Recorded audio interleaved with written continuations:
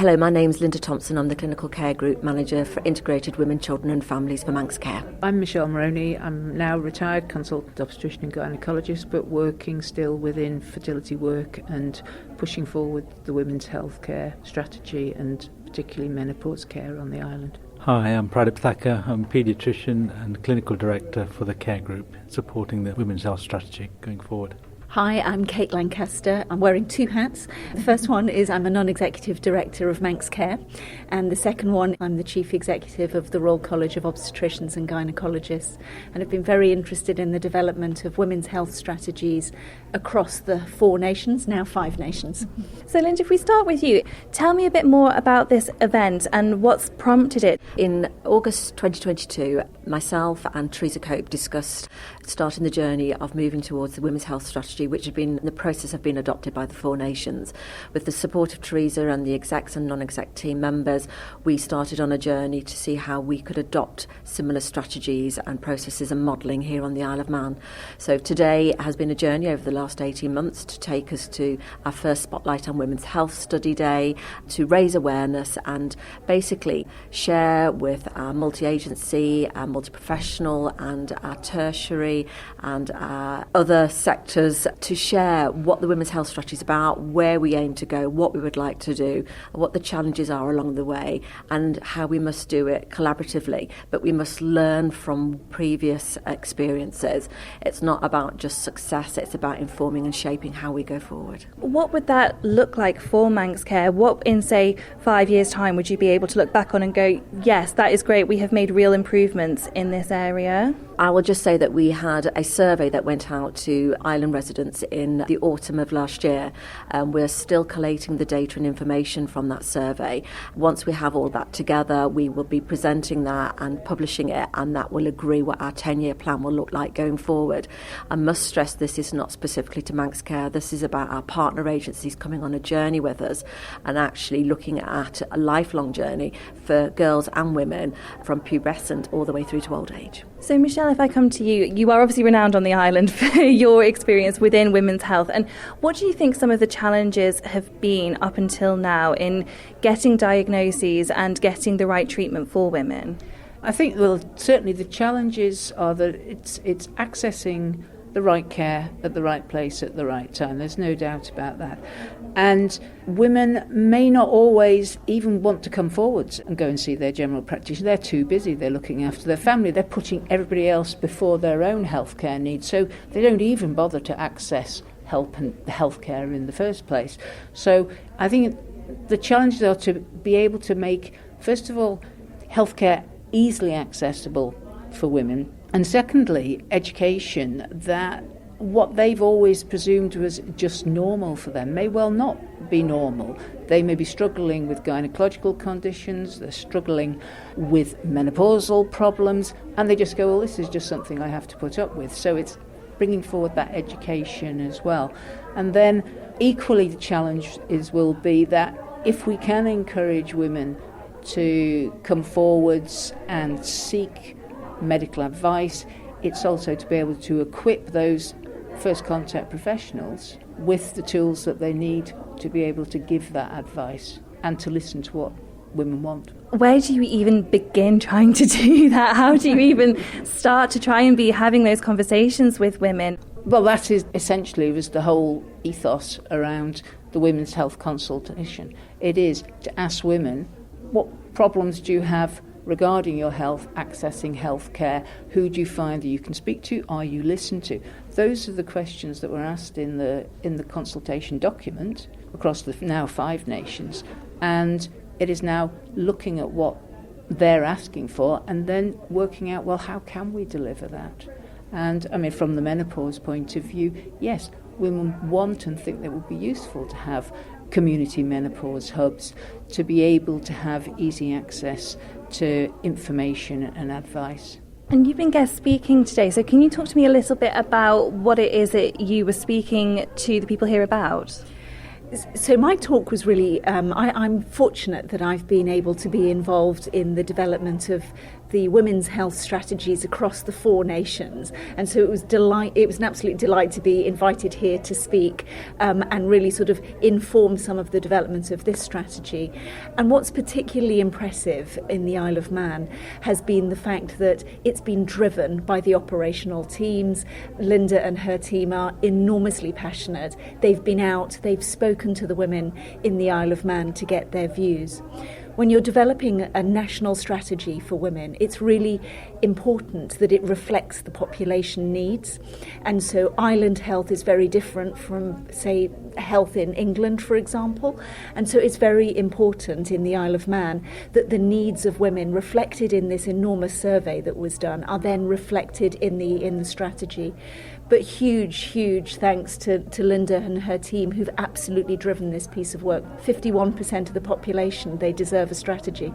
And from your experience, what do you think are some of the things that need to be addressed and some of the areas particularly that crop up for you that there seem to be stumbling blocks around? Well, there are some themes across the 5 nations when they've spoken to women. It's principally around women feeling listened to, that their symptoms and their experiences are taken seriously by the medical profession and other clinicians. That's the number one thing. Secondly, it's around access to services and making sure that services are there in an accessible way for them. You know what it's like when you've got a busy life trying to fit in healthcare around childcare, caring for relatives, work, everything else is, you tend to put your needs at the bottom of everybody else's. So there's something really important about making them accessible to women. And so they're the sorts of themes that are coming out, and I don't think that's particularly different on the Isle of Man. And so the event today, how has that been received so far? Well, I think you can see by the turnout, but a phenomenal turnout from all sectors, and they're thoroughly enjoying the theme that's been put together with this study day. And we hope to actually replicate this going forward and keep this up. This momentum is rolling now, and I think on the island we need to have this service embedded. We've been listening to feedback as a care group from our users, and we've understood that actually this is such an important part of healthcare provision. 51% of the women who require this service, and we need to optimise it, and we need to go forward with the help of all our partner agencies to embed this within the Isle of Man. And it sounds so simple, but it really is just conversations, isn't it? And just being able to speak to people, speak to as many as you can, and just try and get, one, that message across, but two, hear what people are saying as well. Absolutely. I think when you listen to the questions that are being asked by the audiences, these are our service users as well as our staff. So you can gauge by the questions that some of them are fundamental, and so that this is going to inform our service going forward. What we know about women's health is over the course of their life, a lot of their health needs are fairly predictable. From young age and understanding about sexual and reproductive health, periods, all the rest of it, right through to menopause and beyond. And so there's a duty for health service providers to then try and organise their services in such a way that those predictable women's health needs can be met. And we've heard a lot about that today, and so I'm really excited to see the strategy that comes out of all of this. And again, as you say, totally predictable. Women have cycles and, as you say, life cycles, and most women will experience those at some point in their life and at particular points in their life. So it should be able to sort of flag those and say, okay, they're coming up to this period in their life, maybe start to prepare them and have those conversations about the next stage, for example. Absolutely, and underpinning each of those life stages with education so they know what to expect.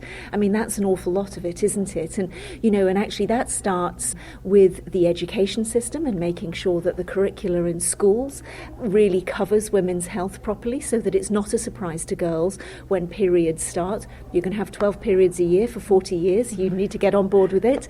And so there's quite a lot that can be done, not just through the health system, but actually through the whole island government machine, if you like, that can really, really make a huge difference to women's lives. Speaking of that then, so coming back to you, Michelle, and focusing on menopause, it does seem to be that there has been a real focus on trying to promote what happens during a menopause for women, because it is something that really does take a lot of women by surprise when they start going through it and the effect that it can have on them. Yes, I think it is quite surprising that there has been an incredible upsurge in awareness of menopause, and that has been brought about over the last few years.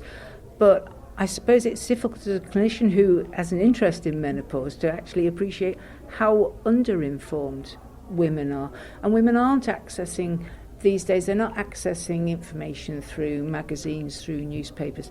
Everything now does seem to be much more sort of online driven, YouTube driven, and that's where the information needs to be starting to come through for women, because people often are, as you quite rightly say, completely taken by surprise at this terrible change in their lives, and they really have no idea why it's happening. And a day like this, just highlighting problems that can happen. I mean, this will be far-reaching across the island. This in itself will provide education, and people may sit up and listen and say, well, okay, maybe I want to go and find out something else about that.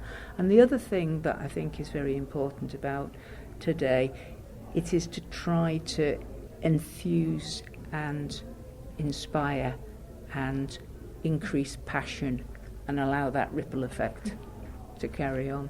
Because one of the biggest issues, I assume, with women's health is that it's not one size fits all. Not everyone starts their period at the same time. No two pregnancy is the same. No two people going through the menopause will have the exact same symptoms. So in some ways that must make education a bit of a challenge, because you can't say you are going to go through this at this point. You might have this, you might have that. Well, yes, it is, but that is going to be the way of it. There's always going to be a distribution of when things will occur. But still, that education can still be given, and I think the most difficult thing is the place and time of giving it within schools. And it is a matter of, there are many parents that feel that their children are too young to be told about sexual activity, sexually transmitted diseases. And I'm not sure that school is the time that you should be educating people about menopause. But there has to be the opportunity and the springboards at the beginning of education for healthcare and developing healthcare, and then as you go through your life, have the education later on. I suppose, Linda, this then comes back to this idea that this has to be multi-agency. This can't just be Manx Care. This has to be across the board. 100%. So health cannot deliver this huge strategy by ourselves. We have to have buy-in, as I say, from our partner agencies, from our politicians, from government, from our public health. Public health have a responsibility to lead on this going forward. And there's lots of representation here today from public health. And I must say that today everybody has worked very inclusively, but we're on the start of a journey which is embryonic, and it's got a much, much, much longer to travel. Thank you for making it to the end of the Little Manx Radio newscast. You are obviously someone with exquisite taste. May I politely suggest you might want to subscribe to this and a wide range of Manx Radio podcasts at your favourite podcast provider, so our best bits will magically appear on your smartphone. Thank you.